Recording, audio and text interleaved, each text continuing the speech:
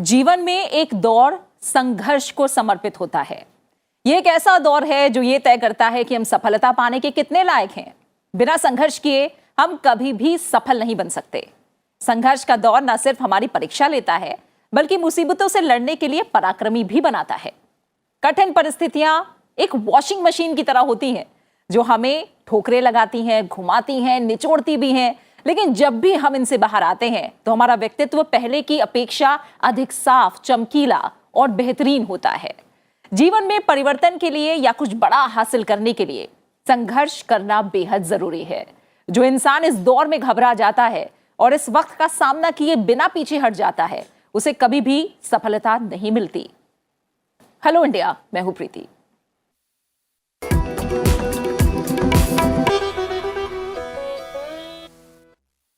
लाचार हो पर जो रुके नहीं, थमे नहीं, उसके जज्बे को हर कोई सलाम करता है।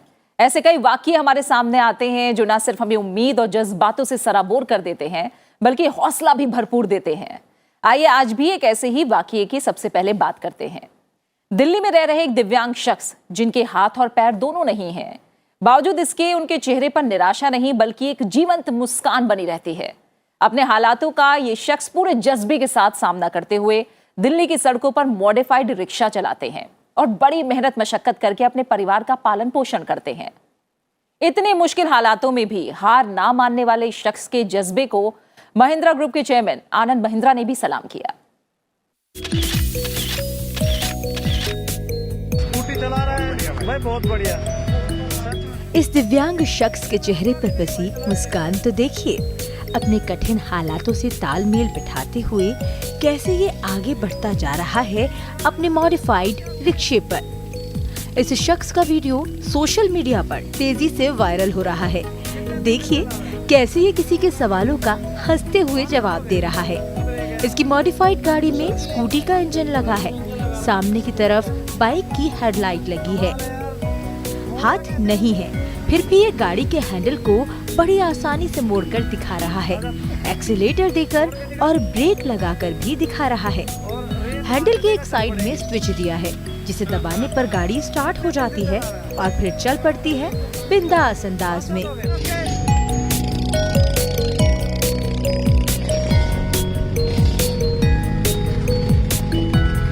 कितने दिन से चला रहा है? ये होगा मेरे को 5 साल। 5 साल हो गए। कमाल है यार। मेरे 2 छोटे बच्चे हैं, अच्छा। बीवी है, एक बुरा बाप है। वीडियो बनाने वाले ने इनकी तारीफ की, कुछ पैसे भी दिए।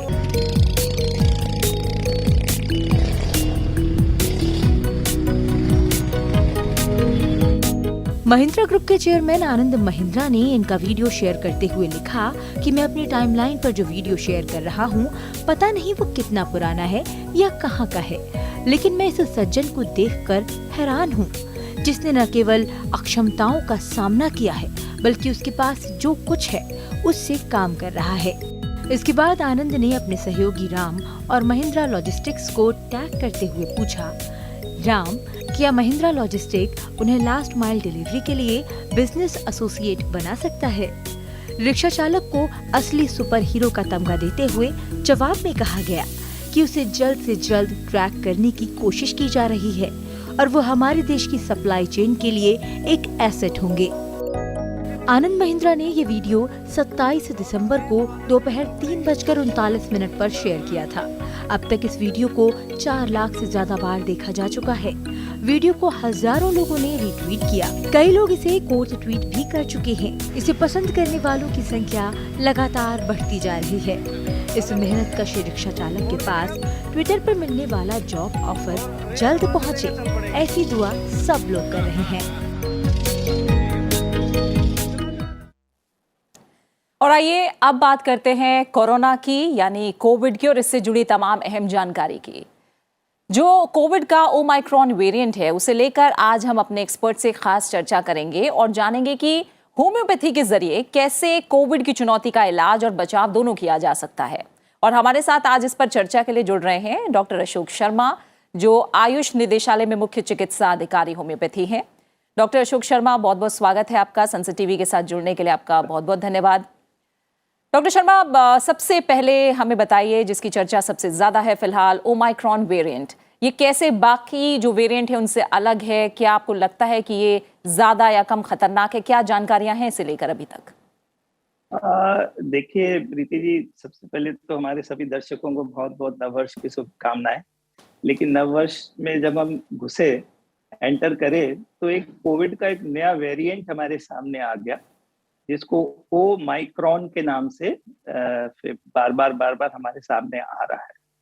तो क्या है कि जो पीछे हम जिस दौर से गुजरे 1.5-2 साल में, वो 1.5-2 साल में एक हमारे दिमाग पर एक इस तरह की एक इमेज बैठ गई, इस तरह का एक आघात बैठ गया कि हमें हर आदमी डर की स्थिति में जीने लगा। तो अभी जरा सी भी किसी को कोई तकलीफ होती है, कुछ होती है, तो एक छोटी सी बात मैं कहूं कि हर किसी के मन में एक शंका उठती है, कहीं ये वो तो नहीं। लेकिन कहीं ये वो तो नहीं के बीच में इतना एक नई चीजें बीच में आ जाती है कि किसी को ये समझ नहीं आ रहा कि क्या ये बहुत ही हानिकारक है, क्या ये बहुत घातक है, क्या ये हमारी जो वैक्सीन है या जो हमें पहले हो चुका है। बहुत सारी जिज्ञासाएं हम लोगों के दिमाग में, मन में पैदा हो जाती हैं। लेकिन अच्छी बात ये है, अभी जितने भी रिसर्च पेपर्स आए हैं, लेकिन जितनी ये चीजें चलती रहेंगी, उतना ही ये जो कोविड वायरस है ये म्यूटेशन में जाता रहेगा। और देखिए अल्फा, बीटा, डेल्टा और अभी ओमिक्रॉन और कुछ भी सामने हमारे आ जाएगा। क्या आज हम जिस चीज के ऊपर चर्चा करने जा रहे हैं कि जो एक ओमिक्रॉन, जो ओमाइक्रॉन जिसको हमको कहना चाहिए, ये है तो बहुत छोटा। देखिए, यदि जैसे इसको मैं इस तरह से आपको समझाना चाहूंगा कि जैसे अपने दर्शकों को भी, कि हम ये, आपने मेरे से पूछा कि कितना घातक है। घातक तो ये है और नहीं भी। घातक इस तरह से नहीं है कि ये कोई बहुत हमारे अंदर तक नहीं जा रहा। देखिए, ये क्या कर रहा है कि हमारे जो रेस्पिरेटरी ट्रैक्ट है उसके गलियारों में ही घूमता रहता है, ये हमारे लंग्स में नहीं जा रहा है। आप इस तरह से ये सोचिए कि मान लीजिए एक गुब्बारा है और गुब्बारे के एंड पे जो हमारे लंग्स हैं वो 2 गुब्बारे हैं, और गुब्बारे के जो एंड्स होते हैं वहां पे ही हमारे गैसेस का आदान प्रदान होता है, कार्बन डाइऑक्साइड छोड़ी जाती है, ऑक्सीजन ली जाती है। ये जो ओमिक्रॉन वायरस है ये हमारे अपर रेस्पिरेटरी ट्रैक्ट उसको ही इफेक्ट कर रहा है। लेकिन क्योंकि ये एक वेरिएंट है उसका, तो दिमाग में एक बहुत चिंता की स्थिति आ जाती है कि अरे क्या करें, कहीं ये वही तो नहीं। तो कहीं ये वही तो नहीं के कारण से कई लोग तो बहुत ज्यादा प्रिकॉशंस लेने लग गए हैं, कई लोग बिल्कुल ही प्रिकॉशंस नहीं लग रहे हैं, कई लोगों को डर ही खत्म हो गया, कोई लोग जरूरत से ज्यादा वो हो गए। हालांकि जिस तरह से ये अपने को प्रेजेंट करता है वो कोई बहुत ज्यादा दिक्कत वाली बात नहीं होती। तो ये घातक है भी और नहीं भी। हम इसको घातक या ना ज्यादा घातक बनाने में हमारा भी कुछ सहयोग हो जाता है, जो कि हम एक तरह से कोविड बिहेवियर, प्रॉपर बिहेवियर नहीं यूज कर रहे हैं, सब कुछ कर रहे हैं। तो कोविड का एक नया वेरिएंट आया ओमाइक्रॉन, जो कि इतना घातक नहीं है। हाँ। अभी तक की रिसर्च तो यही बताती है। ठीक है, लेकिन जैसे आपने अभी कहा डॉक्टर शर्मा कि कई लोग हैं जो जरूरत से ज्यादा चिंता कर रहे हैं, लेकिन कई लोग ऐसे भी हैं जो जरूरत से ज्यादा लापरवाह हैं। तो क्योंकि जो ओमाइक्रॉन वेरिएंट को लेकर आप बता रहे हैं कि बहुत ज्यादा सिम्टम्स या बहुत ज्यादा परेशानी लोगों को नहीं कर रहा है, लेकिन अभी भी जो एहतियात बरतना है या फिर लापरवाही ना बरतना, वो आगे, क्योंकि कोविड के दौर को लेकर ये कहा जा रहा है कि इसके साथ ही जीना सीखना होगा, आगे के लिए वो कितना घातक हो सकता है अगर हम अभी लापरवाही बरतते हैं तो? देखिए, ऐसा है कि जैसे आपने कहा कि प्रकृति में सबको रहने का हक है, जैसे हम ह्यूमन बीइंग्स हैं, हमें रहने का हक है, ऐसे ही वायरस को भी एक ईश्वर ने एक क्रिएचर बनाया और उसको भी रहने का हक है। लेकिन बार बार हम लोग एक तरह से ये कहना चाहिए कि हम उस अपने को इनवाइट भी कर लेते हैं उसके सामने। अभी जैसे मैं कहता हूँ कि मान लीजिए कोई लोग बहुत डर गए, अभी बहुत से लोगों ने अपनों को खोया, अपने रिश्तेदारों को खोया, या कोई बहुत ही अपने नजदीकी किसी रिश्तेदार को खो दिया, तो उसके दिमाग में एक आघात बन गया है। तो 3 चीजें देखिए एक साथ काम करती हैं, साइको, न्यूरो, इम्यूनो, जिसको हम रोग से लड़ने की प्रतिरोधक क्षमता कहते हैं। लेकिन वो जो प्रतिरोधक क्षमता है उसके कम या ज्यादा होने में हमारी सोच भी बहुत एक कारण बन जाती है। तो हम पहले से यदि बहुत घबरा जाएंगे तो हमारा इम्यून सिस्टम ऑलरेडी लो चला जाएगा और हम उससे लड़ नहीं पाएंगे इतना। तो लॉन्ग टर्म में तो ये हम इसके साथ रहेंगे ही। अभी क्या है कि देखिए कॉमन कोल्ड सर्दियों के दौरान में कितना कॉमन होता है, सबको छींकें आ जाती हैं, सबको जुकाम आ जाता है, सबको सब कुछ हो जाता है, लेकिन हम उससे निकल जाते हैं। अभी ये जो ओमाइक्रॉन जो है, इसके अंदर जो सिम्टम्स आ रहे हैं कि वैसे तो माइल्ड सिम्टम्स हैं, लेकिन कुछ सिम्टम्स ऐसे हैं जैसे कि सिर का दर्द होना, बॉडी एक होना, खांसी होना, जुकाम होना। लेकिन इन सब के साथ में जो एक बात सामने नजर आ रही है कि जैसे हम कोविड-19 के टाइम में हम देखते थे, कोरोना वायरस के टाइम में हम देखते थे कि टेस्ट का चला जाना, स्मेल का चला जाना, वो यहाँ पर काफी हद तक नहीं है। और यदि हम 2-3 दिन में यदि आइसोलेशन में चले जाएं तो हम इससे निकल जाते हैं बहुत ही हल्की दवाओं के साथ में। लेकिन कुछ लोगों के मन में ये भ्रांति आ गई, जो आपने बात बोला कि लोग बहुत डरने लगे, कोई बहुत नहीं डर रहे हैं, कोई बहुत ही डर रहे हैं। जो नहीं डर रहे हैं वो ये सोच रहे हैं कि हमने तो 2 डोज वैक्सीन की लगवा ली है और हमें क्या ये असर करेगा। तो देखिए, आदमी के अंदर भयहीन होना तो अच्छी बात है, लेकिन बिल्कुल ही भय से मुक्त हो जाना वो आपके लिए एक इन्विटेशन क्रिएट कर देता है कि आइए बीमारी मेरे पास आइए। तो इस ओमिक्रॉन वायरस के साथ तो हमें रहना ही है। देखिए कितने ही वेरिएंट्स हैं इन्फ्लुएंजा वायरस के, जो कि हमें अफेक्ट करते ही रहते हैं। लेकिन यदि हम प्रिकॉशंस लेते रहें तो डेफिनेटली हम इस ओमाइक्रॉन को हमें अफेक्ट करने के लिए हम अपनी एक बहुत सहायता दे सकते हैं, एक समाज को और एक अपने आप को। जी, और क्योंकि आप होम्योपैथी के विशेषज्ञ हैं डॉक्टर शर्मा, कोरोना के खिलाफ होम्योपैथी में जो उपचार है और बचाव है, दोनों को लेकर हमने देखा काफी अच्छे नतीजे रहे हैं। कितनी मदद कर सकता है होम्योपैथी ऐसी महामारियों के खिलाफ? देखिए, होम्योपैथी एक ऐसी पद्धति है जिसमें कि हर तरह की बीमारी का इलाज होता है, और उसमें से एक ही कोरोना वायरस है। होता क्या है, आप मैं इसको थोड़ा सा आपको समझाना चाहूंगा कि जैसे ही वायरस एंटर होता है तो कुछ हमारी बॉडी कुछ केमिकल्स को छोड़ देती है। तो वो जो केमिकल जब छूटते हैं तो हमारा शरीर की जो प्रतिरोधक शक्ति है वो कुछ लड़ने लग जाती है। और बहुत कॉमन से हर बीमारी के कॉमन सिम्टम क्या होते हैं? Headache, body ache, malaise and loss of interest in either food or in life. यहाँ पे जो एक बात है होम्योपैथी के साथ में, तो जब वो केमिकल्स हमारे लड़ते लड़ते ब्रेन में जाते हैं तो वो एक तरह से साइड ट्रैक दे जाते हैं उस आदमी की सोच को भी। तो जहां पे देखिए, एक तरफ तो लोग बिल्कुल ही डर से हीन हैं और एक तरफ लोग बहुत सारे डर से भी वो हैं। तो होम्योपैथी क्या कहती है कि किसको कोरोना हुआ, किसको ओमाइक्रॉन ने पकड़ा, कि क्या मैं बहुत डर की स्थिति में हूं, क्या मुझे बहुत जल्दी दवाई ले लेनी चाहिए, क्या मुझे बहुत जल्दी अस्पताल चले जाना चाहिए, अरे डॉक्टर साहब तो मिल ही नहीं रहे हैं। दूसरे एक आदमी कहता है अरे ये तो सब होता रहता है, ऐसी क्या बात है। तो ये जो होम्योपैथी की जो पद्धति है, ये इंसान की सोच के इतनी पास में है कि वो जो उसकी सोच है वो ही हमारे लिए दवा का सिलेक्शन करा देती है। तो इस तरह से जब हमने अलग अलग चीजों को समझा, तो जैसे मान लीजिए किसी को ओमाइक्रॉन या किसी को कोविड भी दोबारा से पॉजिटिव हुआ, तो वो आदमी उस सिम्टम से तो इतना नहीं घबरा रहा होता, लेकिन उसकी फैटेलिटी से बहुत घबरा रहा होता है। वो आदमी, उसको जो भी चीज प्रोवाइड कराई जा रही है, जितना भी उसके पास ट्रीटमेंट अवेलेबल है, बहुत से लोग तो उससे बहुत बिल्कुल भी सेटिस्फाइड नहीं है, बहुत से लोग बिल्कुल ही सेटिस्फाइड है, बहुत से लोग डर के मारे वहां चुपचाप बैठे रहते। तो होम्योपैथिक दवा हर किसी के लिए अलग अलग बीमारी और उस बीमारी से उस व्यक्ति का इंटरेक्शन होने के बाद में जो एक व्यवहार सामने आता है, उसके बेसिस पे जब एक दवा दी जाती है। तो प्रीति जी, मेरी आपसे ये कहना है अपने दर्शकों को कि कभी भी आपको कोविड या इससे कोई रिलेटेड कोई प्रॉब्लम हो, किसी तरह का इन्फ्लुएंजा हो, किसी तरह की कॉफ हो, तो आप अपने नजदीक के, हमारी दिल्ली सरकार के नजदीक के स्वास्थ्य केंद्र पे जाएं, डॉक्टर पास जाएं, या ऑन फोन या ऑन वीडियो उनसे कॉल कीजिए, उनसे इंटरेक्ट कीजिए। वो डॉक्टर आपको इतनी अच्छी दवा देंगे जो कि ना तो आपका मनोबल बढ़ाएगा, वो आपका उस बीमारी से जल्द छुटकारा भी दिलाते। तो होम्योपैथिक दवाई एक तरह का precise system of medicine, tailor made system of drug निकलती है हर व्यक्ति के लिए। क्योंकि ये, इसको आप ऐसे भी समझ सकते हैं कि हर आदमी कहता है कि भाई कोविड तो सबको हुआ, मुझे इतना हुआ। अब जैसे इस केस के इसी के लिए हम लें, ओमाइक्रॉन के लिए लें, कॉफ, इरिटेशन इन थ्रोट, फीवर, बॉडी एक, माइल्जिया, इस तरह के ये सिम्टम्स हैं। लेकिन वो चीजें उस व्यक्ति की दिन प्रतिदिन की दिनचर्या को कितना असर कर रही हैं, कितनी उसके लिए घातक हो रही हैं, उस चीज को भी ध्यान रखते हुए एक होम्योपैथिक दवा का सिलेक्शन होता है।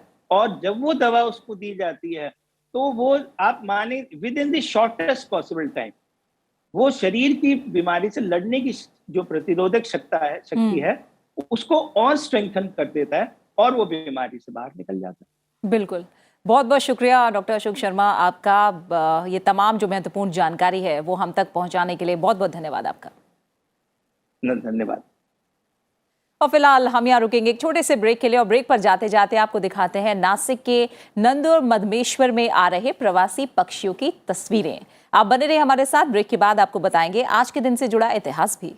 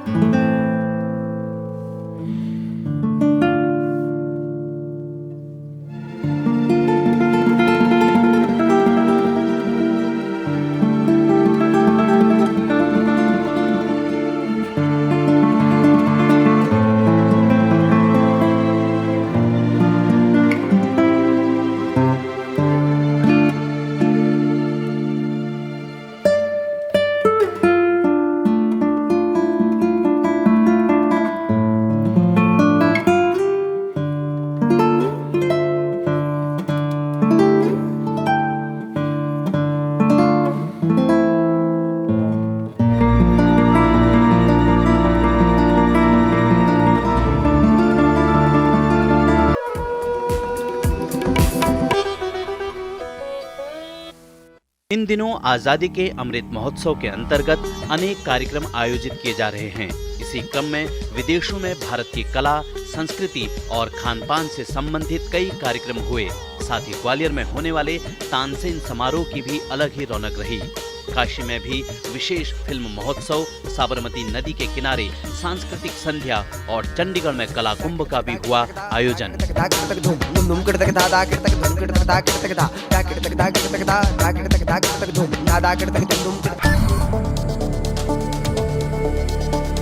अनुच्छेद 370 के बाद जम्मू कश्मीर को कई विकास परियोजनाओं का तोहफा मिला। जम्मू कश्मीर के हर पैसे का हिसाब दिया जा रहा है, हर नौकरी का हिसाब दिया जा रहा है, हर जमीन का हिसाब दिया जा रहा है। ये परिवर्तन है। अपने आईटी इंटरवेंशन से इस चीज को एक बहुत बड़ा बूस्ट दिया कि एक ही समय पे 12 महीने दोनों सिविल सेक्रेटेरिएट जम्मू के और श्रीनगर के चले। अच्छी कनेक्टिविटी से, अच्छे पुलों से अभी हमारे बच्चे रेगुलर स्कूल जा रहे हैं।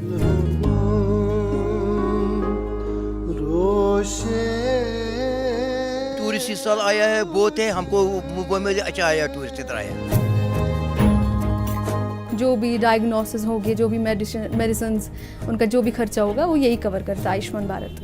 कोई पैसा नहीं लिया किसी ने, कुछ भी खर्च नहीं हो गया, बहुत फायदा हो गया।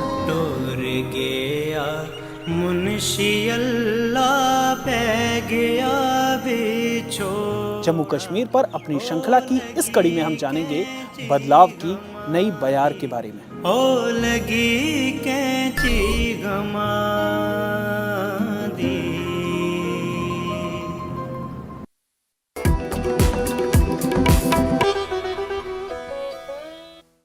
हेलो इंडिया, ब्रेक के बाद एक बार फिर आप सभी का स्वागत है। अब बात आज के इतिहास की, आइए जानते हैं आज के दिन से जुड़े इतिहास के बारे में और आपको बताते हैं कि इतिहास के पन्नों में 10 जनवरी के नाम क्या खास घटनाएं दर्ज हैं।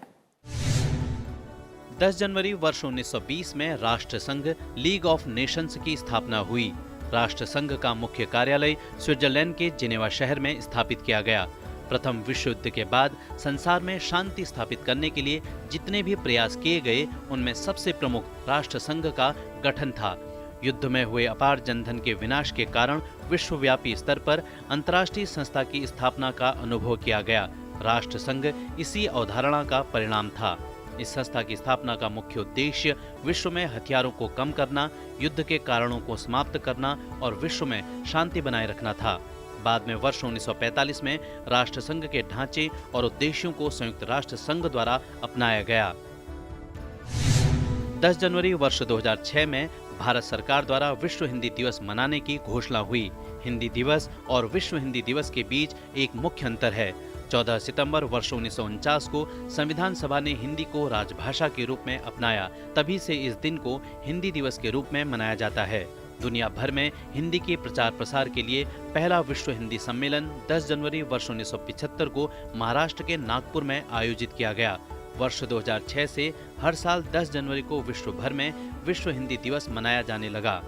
विश्व में जिन देशों में भारत के दूतावास हैं, वहां विशेष रूप से इस दिन को मनाया जाता है। योग, जो हमारे मन और शरीर को स्वस्थ रखने का एक बेहतरीन विकल्प है। योग और प्राणायाम के जरिए कई बीमारियों पर काबू पाया जा सकता है। यूं तो कई तरह के योगासन और प्राणायाम हैं, लेकिन सिर्फ एक कपाल भाती प्राणायाम करके भी कई तरह के स्वास्थ्य लाभ लिए जा सकते हैं। कहते हैं कि सुबह सुबह केवल 5 मिनट कपाल भाती करने से कई बीमारियां दूर हो जाती हैं। इसे करने से ब्लड सर्कुलेशन तो अच्छा होता है, साथ ही दिमाग भी शांत रहता है। कपाल भाती प्राणायाम तनाव दूर करने से लेकर वजन कम करने तक कई सारे फायदे पहुंचाता है। आइए जानते हैं कैसे करें कपाल भाती प्राणायाम और क्या है इसके फायदे।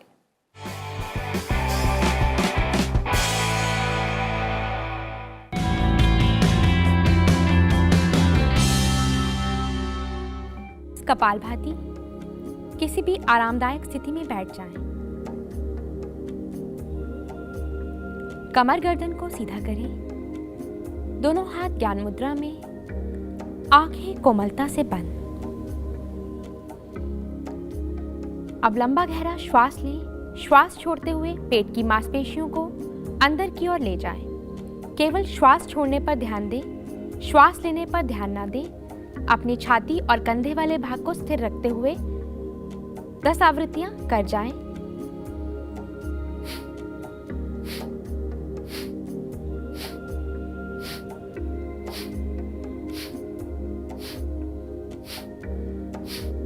और विश्राम।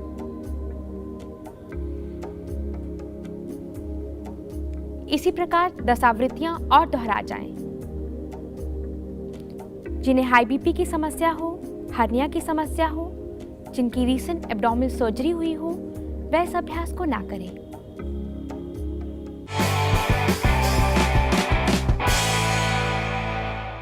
और आइए अब एक नजर डालते हैं सनसेट टीवी पर आज प्रसारित होने वाले कार्यक्रमों पर। हेलो इंडिया के बाद सुबह 9:30 बजे आप देख सकते हैं हमारा विशेष कार्यक्रम वाइब्रेंट भारत। दोपहर 3 बजे आपको मिलेगा कोरोना से जुड़ा हर अपडेट कोरोना अपडेट में। शाम के कार्यक्रमों की बात करें तो समसामयिक विषयों पर बहस और चर्चा से जुड़ा हमारा खास कार्यक्रम मुद्दा आपका आप देख सकते हैं। शाम 7:30 बजे देखिए आजादी का अमृत महोत्सव। रात 8 बजे दिन भर की तमाम बड़ी खबरें आज की खबर में। 8:30 बजे देखिए डिप्लोमैटिक डिस्पैच। रात 9 बजे द डिफेंडर्स और 9:30 बजे पर्सपेक्टिव।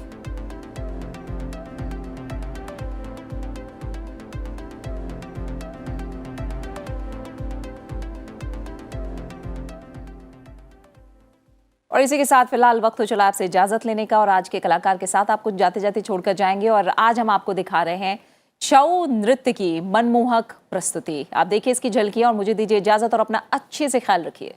नमस्कार।